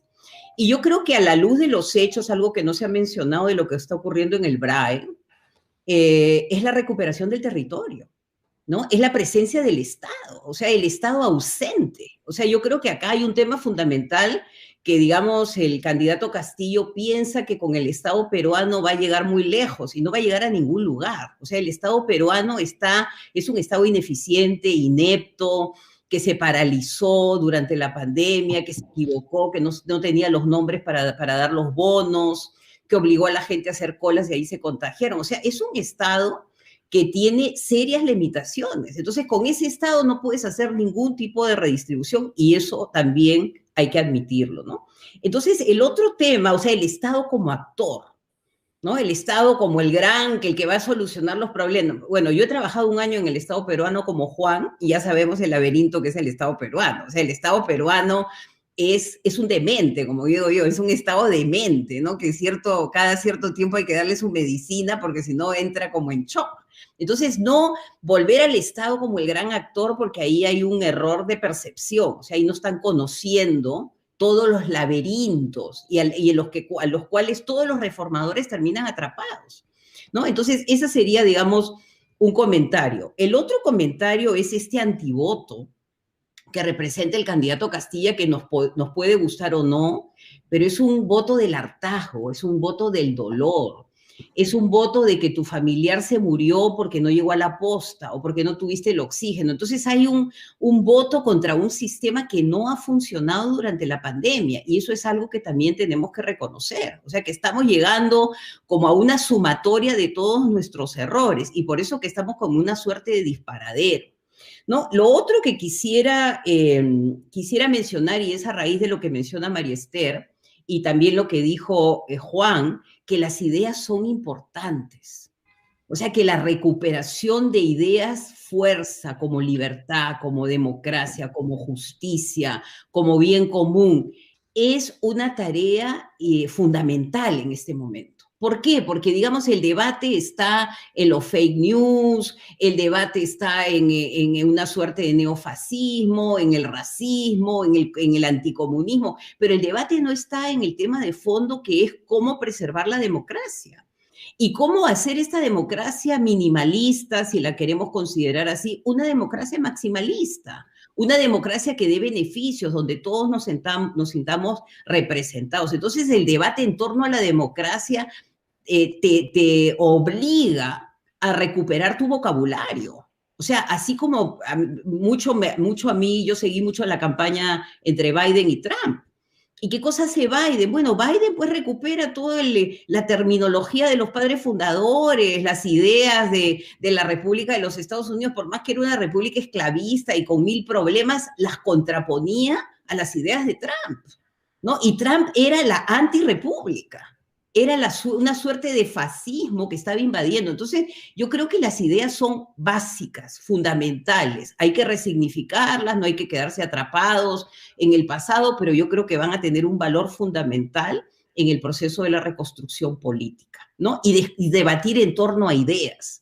Porque lo que está ocurriendo con las redes es que se está debatiendo en torno a emociones, en torno a odios, pero no se está debatiendo en torno a programas, a proyectos, a lo que queremos todos para el Perú en el futuro, ¿no? Entonces, eso me parece importantísimo. Y yo creo que cómo pasar, y esto creo que lo ha dicho Juan, pero también lo ha dicho María Esther, cómo pasar de la cultura de la protesta a la cultura de la implementación de políticas públicas. Porque no nos lo podemos pasar todo el día en la calle protestando. O sea, lo que hay que comenzar a hacer es que este Estado funcione y realmente le dé bienestar a su población. Esta suerte de república práctica, que no es mi idea, sino que era una idea que tiene Manuel Pardo, que es este político sobre el cual comienzo a escribir hace muchísimos años, en 1872. ¿Y cómo terminó? Con un balazo por la espalda.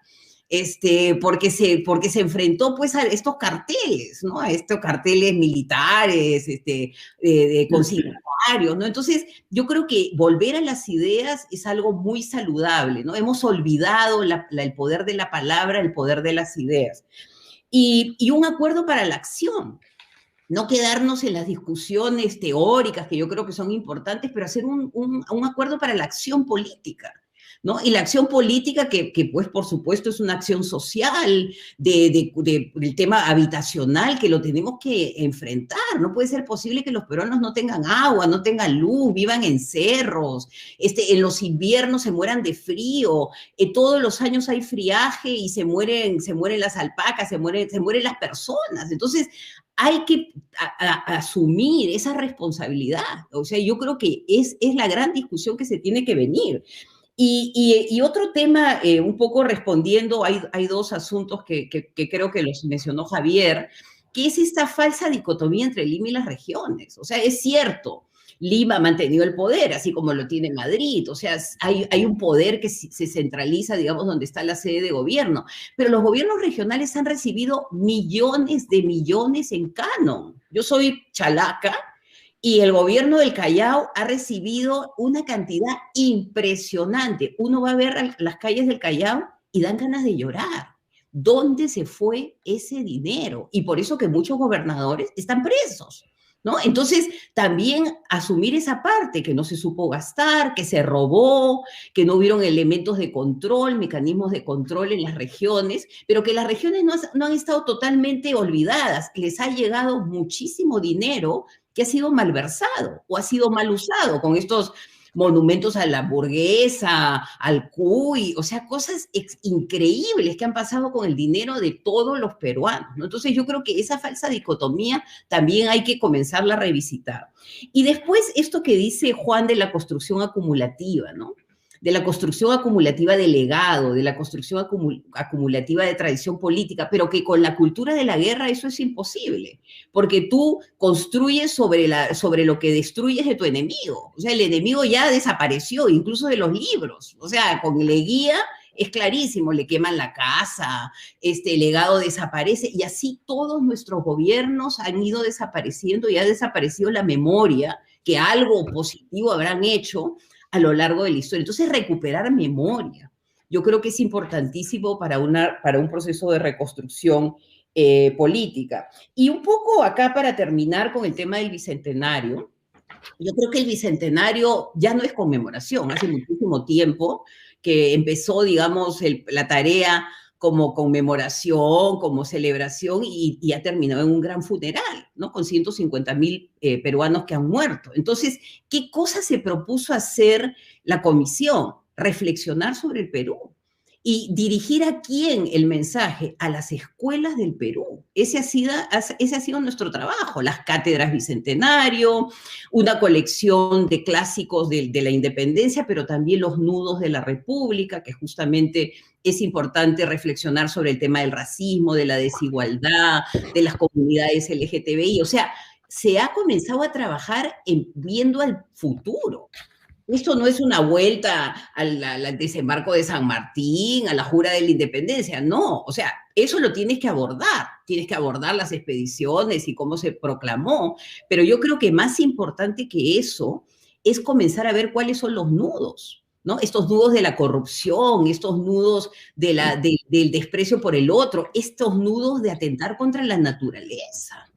O sea, una gran, como lo que ha ocurrido, pues lo que está ocurriendo en el BRAE, o sea, una zona majestuosa que se ha convertido en un centro de producción de droga, o lo que ocurre con la tala de los bosques en la Amazonía peruana, ¿no? Entonces, esas son las discusiones que están ocurriendo digamos, en la Comisión Bicentenario, y para los que quieran visitar nuestra página, ¿no? Ahí están las cátedras, ahí está la biblioteca digital, un poco para hacer una pequeña publicidad final. Estamos planeando una biblioteca digital que repatrie digitalmente muchísimos de nuestros tesoros. O sea, tenemos periódicos, por ejemplo, que se quemaron en el incendio, o libros que se robaron y que están en universidades del extranjero y que los estamos repatriando digitalmente, y que vamos digamos, a comenzar a presentarlos públicamente en la medida que se vaya acercando nuestras fiestas patrias. Muchísimas gracias.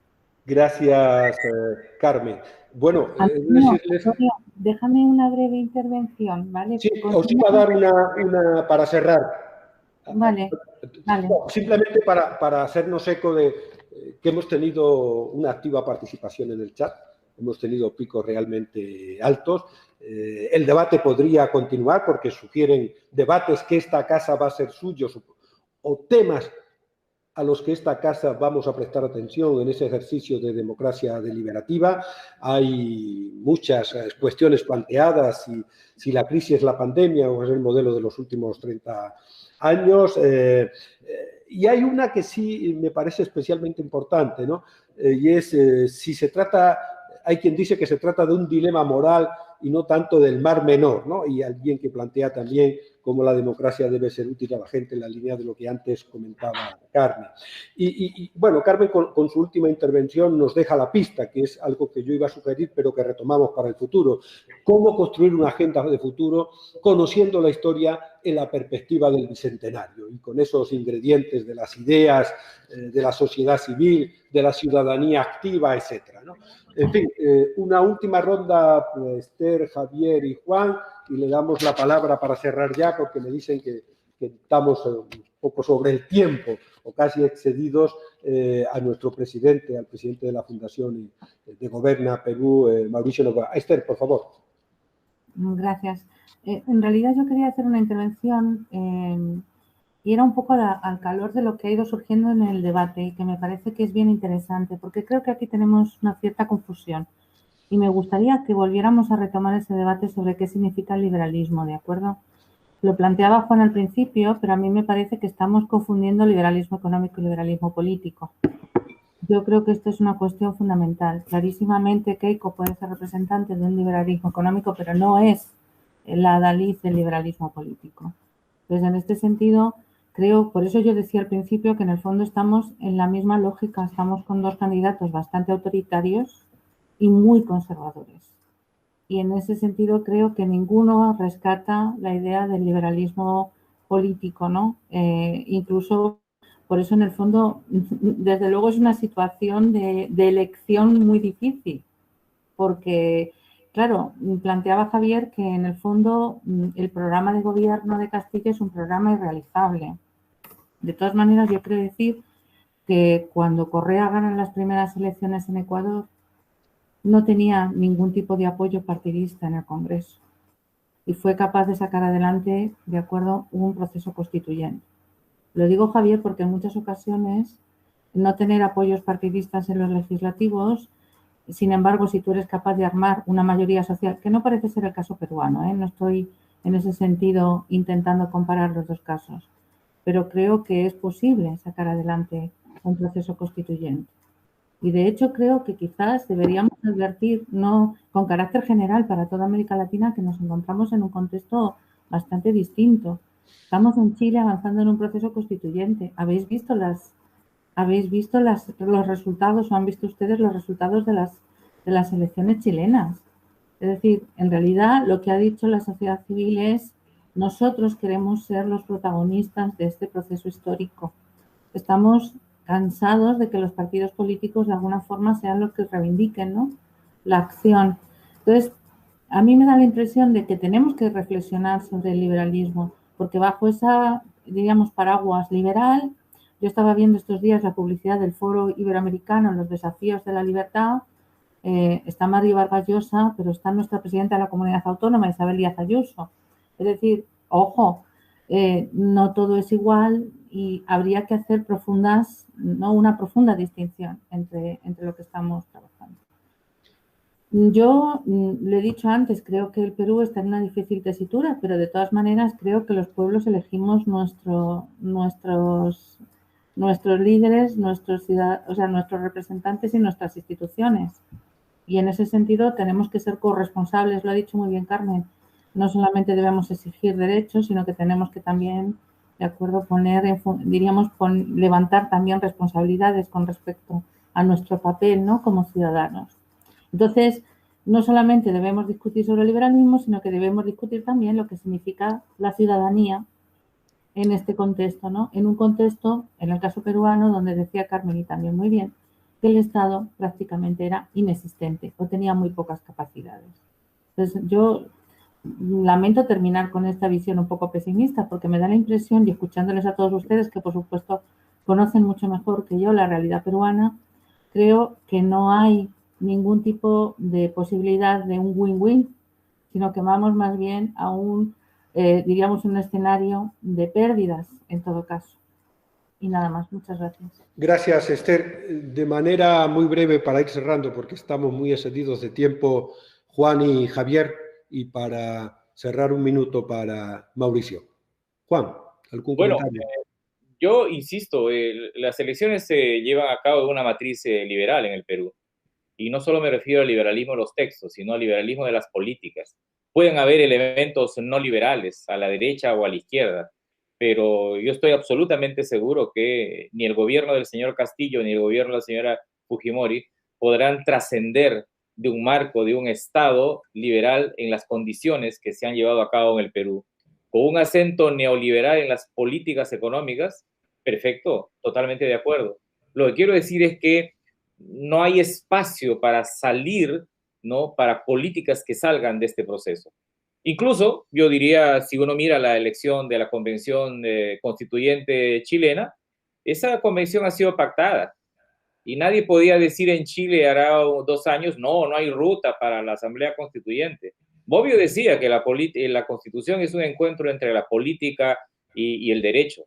Y entonces, digamos, plantear, como se ha planteado en el Perú, como se planteó hace 3 años o 4 en Colombia, y como se acaba de plantear en Ecuador, que la elección es una elección terminal entre cualquier otra cosa y lo que es la práctica histórica constitucional, me parece que es un error, y eso yo creo que implica en el Perú una política de miedo, y que además lleva a una política brutal que yo la rechazo como método de la deliberación pública.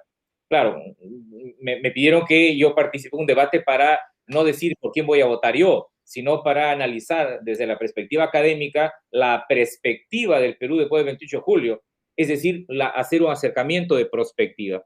Y en ese sentido, lo primero que tengo que decir es que las elecciones, reiterar, no serán suficientes. Y entonces, claro, ahí se abre posibilidades.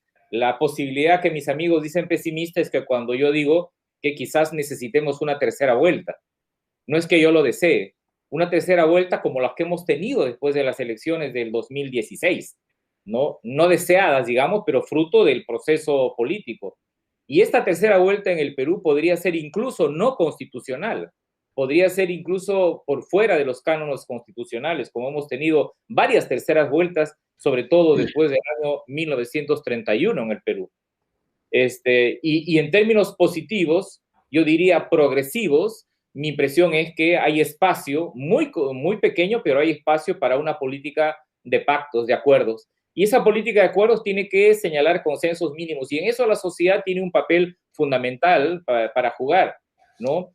Esta idea de que la política se juega arriba me parece que es un error, y que la política se juega arriba después del 28 de julio implicaría que aquí solo tienen voz los medios de comunicación, el Parlamento y el Congreso. No, nosotros tenemos voz, y no va a ser esa voz solo la que nos indique cada cierto tiempo cómo votar. Se abre un escenario muy, muy complejo en el Perú, y mi impresión es que la formación de salidas democráticas dentro de esta matriz liberal en que se desarrolle el proceso es perfecto. Entiendo con toda la claridad los matices del liberalismo político y el liberalismo económico, pero aún así, lo que hemos tenido nosotros desde el año 2001 hasta el año 2018 es un proceso de crecimiento con grandes fallas del modelo, con dificultades, pero a mí no puedo pasar por alto el hecho de que el año cuando Fujimori se fue del poder dejó 56% de pobres, y antes de la pandemia nosotros teníamos 20% de pobres. Es decir, en términos intensivos y proporcionales, más de lo que ha podido en los 2 periodos de Lula reducir la pobreza en Brasil, en el nordeste brasileño, o incluso en los 15, 20 primeros años del milagro chino. El problema es que eso no es suficiente en un país donde hay racismo, donde hay exclusión, en un país donde hay pobreza, en un país donde ha vuelto a caer la pobreza, y donde es necesario construir un modelo político más inclusivo y con un acelerado desarrollo y bienestar. Gracias, Juan. Javier, para ir cerrando. Yo estoy de acuerdo con Juan en que en la medida que se den los consensos y los acuerdos correspondientes se puede hacer cualquier cosa, ¿no? Chile, como bien ha dicho, ha sido finalmente la convocatoria de la Asamblea Constituyente de Chile fue como consecuencia de un producto, un consenso que se dio y que la ciudadanía y la clase política estuvo de acuerdo, ¿no? Y todo lo que vaya por esa vía y que sea de manera constitucional, porque en la medida que haya consenso le van a dar legalidad y constitucionalidad a cualquier salida. No hay ningún problema y con eso estoy totalmente de acuerdo. Efectivamente, ha habido un modelo económico, creo que ha funcionado bastante bien. Como bien Juan lo ha dicho, el 50% de la pobreza se ha reducido en 20 años. Yo no creo que el problema sea el modelo económico. Yo creo que el problema ha sido finalmente la mala administración que ha generado el dinero y la riqueza de ese modelo económico, ya sea por corrupción, ya sea por mercantilismo, ya sea por una serie de deficiencias del propio Estado y de la propia sociedad.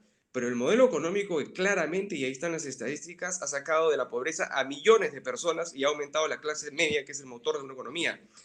Y para terminar, yo no veo que sea malo que hayan dos candidatos que sean conservadores.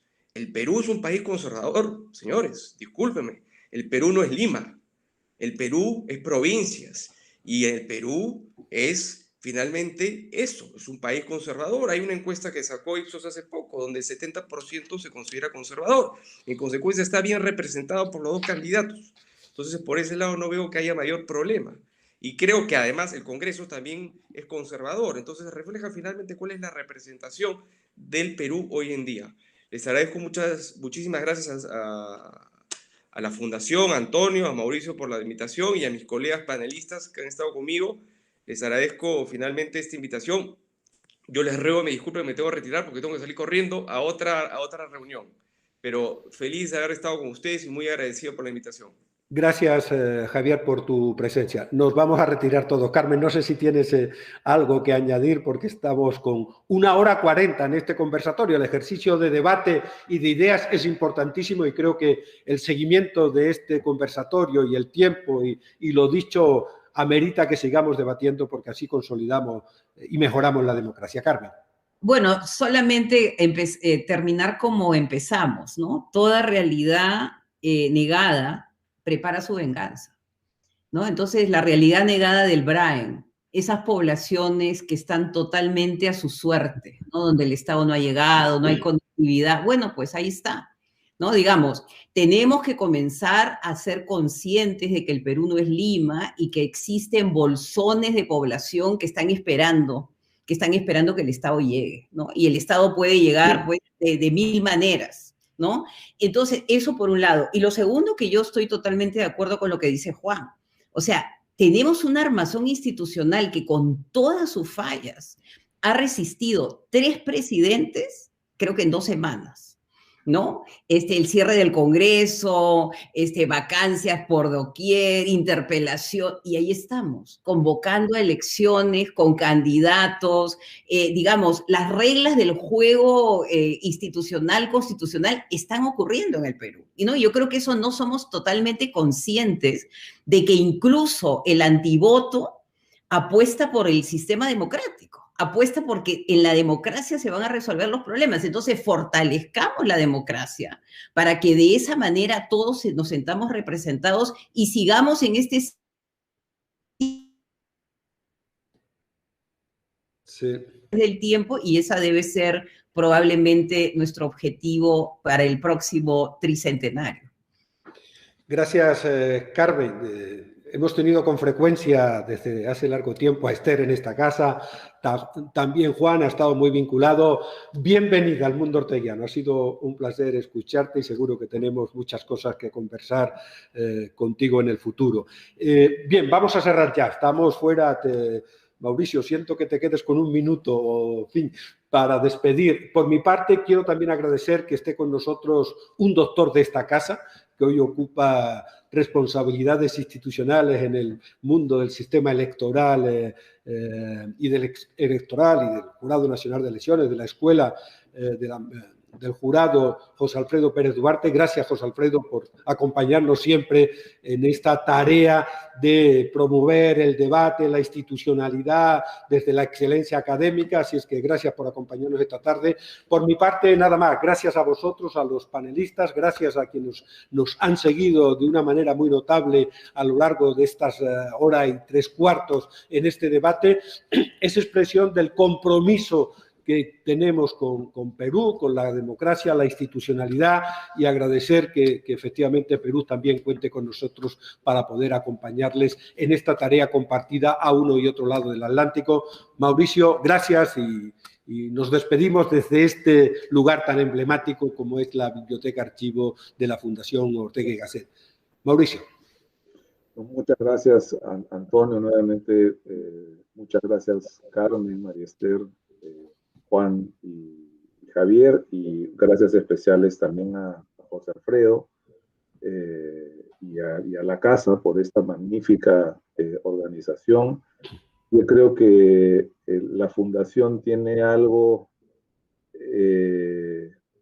que tienen pocas instituciones, que es ese ADN orteguiano que nos hace hacer y convocar cosas extraordinarias. Así que creo que tenemos mucha suerte de estar bajo la sombra, bajo la dulce sombra de José Ortega y Gasset, que de alguna manera, digamos, especial nos inspira este tipo de cosas. Así que lo único que tengo es palabras de agradecimiento. Estoy encantado de poder recomenzar una nueva etapa en la fundación.